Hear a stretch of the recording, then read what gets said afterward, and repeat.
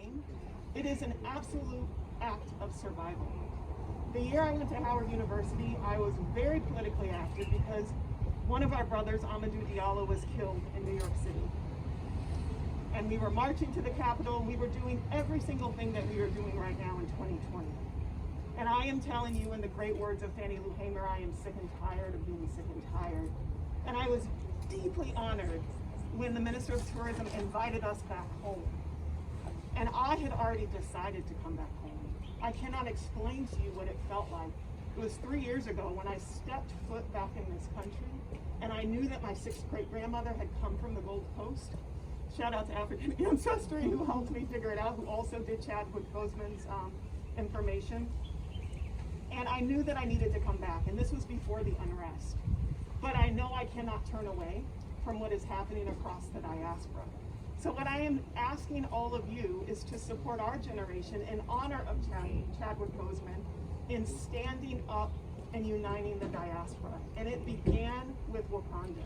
It began with this new iconography, this new narrative of what it looks like to reclaim our essence as African people. And to do that in a very humanistic way, in a very environmental way. So I cannot wait for what it looks like when we unify around scientific innovation. Stars, Michael B. Jordan endorsed our campaign publicly. So I run an organization called Girl Trek, which is the largest health organization in America for Black women. We have 850,000 members and are a force to be reckoned with. We are now mobilizing to vote in the election and have the largest mobilization effort of Black women. We walk for total healing, but we walk to pay tribute to our ancestors. So just a week before Chadwick passed away, Michael B. Jordan on Instagram gave us a shout out and said, "Girl Trek, I see you. I honor you, and I really respect the work that you're doing." So to imagine just a week later that he would lose a brother that he was very close to reminds me that we are not far apart in this activism, that we are not far apart from what needs to happen now. So I am just so honored that it is fitting that he becomes an ancestor. I was thinking and I was asking God, like, why does this happen that our greatest die so young? And it reminds me of the shooting star that is fiery and is meant to inspire a movement. And so in the legacy of John Coltrane and all of the people who passed away, Wakanda forever. Wakanda forever. Thank you very much. Ambassador? Are you going to Wakanda? Wakanda forever. How? Forever. Voice. I'd like, on behalf of the Diaspora Africa Forum, I'd like to welcome all of you here today. This is a very special occasion for us. This is an opportunity for us to celebrate the life of a young man, and I think Princess did a wonderful job in terms of giving you the history of who he is. I am just overwhelmed. The family is very delighted that we're doing this. You know, this is coming from Africa. Ghana is always the first to do everything when it comes to Pan-African kinds of support.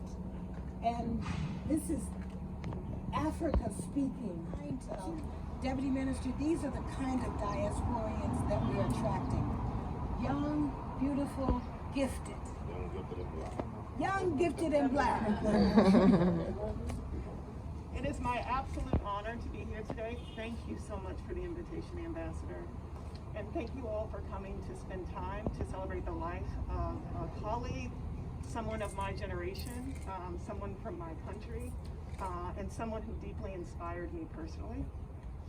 I just want to thank the elders who are here. It is such an honor to be a part of something that is supported by elders. And it is not lost on me where we are this moment.